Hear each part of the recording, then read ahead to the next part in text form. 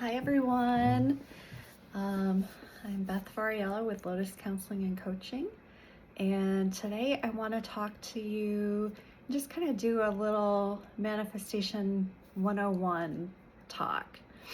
Um, so a lot of you have probably heard of this concept of manifestation, kind of the art of creating the life that you want. Um, a lot of people have heard of this idea that you can kind of, through your thoughts and your beliefs, um, bring into existence the things that you want to see in your life. So, in the first place that I ever heard about this concept was a few years back. The movie The Secret came out, and there was also a book, and it talked about. Um, I think the basic premise was thoughts become things. So what you focus your attention on, you'll eventually see in your life. And this focus on positive thinking and visualizing. And they talked about creating vision boards. So like placing images of things that you want to bring into your existence. Um, and that was all fine and good and helpful and a good introduction to this idea of manifestation. But what I found over the years is another author, Neville Goddard, who back in the beginning of the last century, into the middle, like post World War II, he was doing a lot of writing and speaking about, and I think he would have called it more the law of assumption. So maybe not necessarily the law of attraction, but the law of assumption. And what he meant by that was that what your deeper assumptions about who you are, and what you align with at your deepest level, and he really saw it as like a spiritual practice of connecting with your higher self or God or the universe. What you align with, what you assume to be true, is what you will bring into existence. And so, me being a mental health practitioner, I've done a lot of thought about how does this connect with a mental health journey? How does this connect for folks who may be struggling with anxiety or depression? How does this idea of the law of assumption, how could that be helpful for folks just who are struggling with mental health issues? And I've really found that there is a connection there, that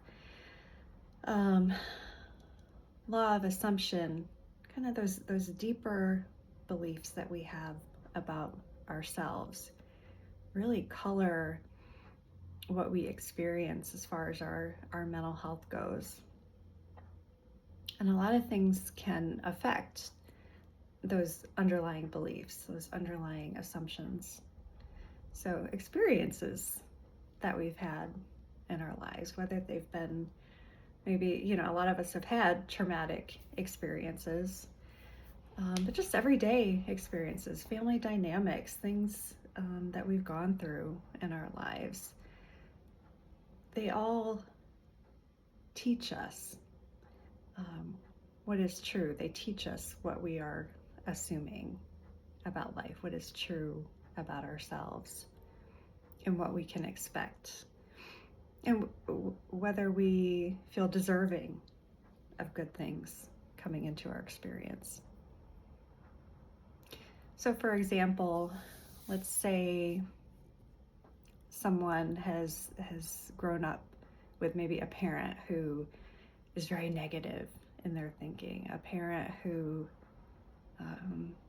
maybe in the pursuit of protecting the child tries to get the child to look at the negative things that could happen in order to prepare for them.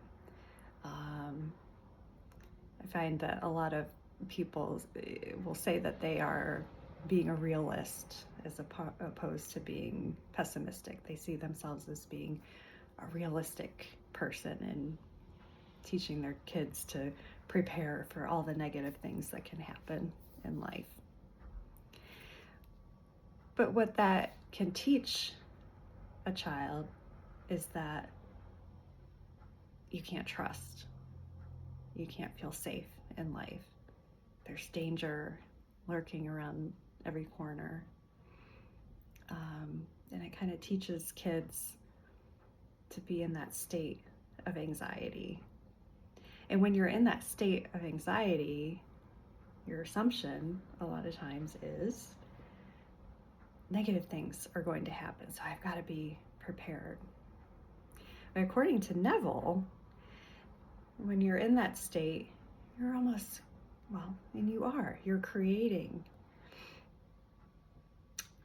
that anxious state. You're creating negative things coming into your awareness without you even realizing it. You just think, I'm, prepare for the worst, hope for the best. But kind of looking underneath what's going on the surface and being able to identify, okay, I've got this negative assumption about life, maybe because my mother was very negative and very fear-based. I kind of learned that from her. So really looking at what are those underlying assumptions that we have about life, that we have about ourselves, that maybe, and a lot of us have carried those for many years, so they can feel very strong, they can feel very true. But here's the thing, just because you were taught that, just because that is something that you learned over the years, doesn't make it true. It just makes it part of your story. And we all have the power to change our stories.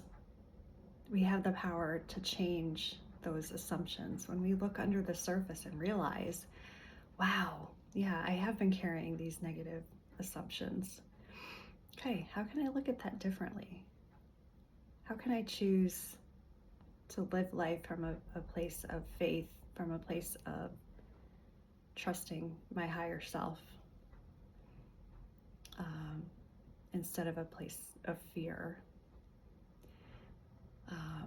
And Neville talked about this concept of living from the end.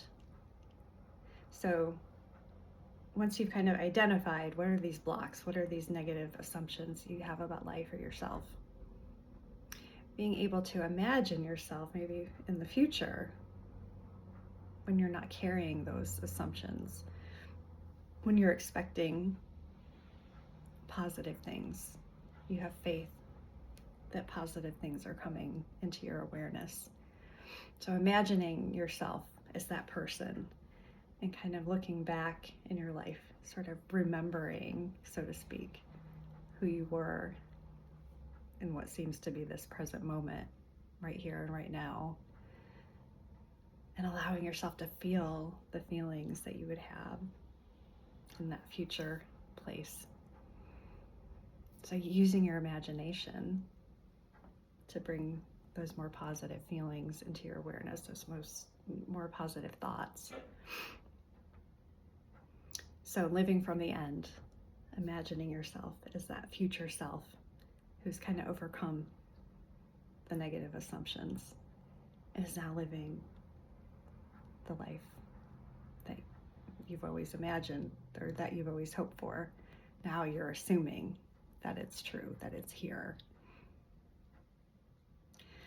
So even though this concept of manifestation, the law of attraction, the law of assumption, this can sound like very woo. And I guess that's part of what kind of turned me off from it for a long time, is it just seemed like this kind of woo spiritual concept without much backing it up, without any proof. it was hard for my my human brain to wrap around that. But now I've done a lot of study about it and a lot of processing, and I'm really seeing how just that concept of connecting with your higher self you don't necessarily have to see that as connecting with God or the universe, although that can be helpful for some.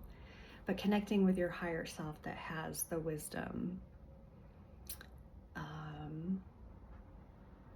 that can guide you, your inner guide, can be so helpful in your spiritual growth and your mental health journey. So, okay, that's all for now. Thank you for watching, and I'll see you in the next video.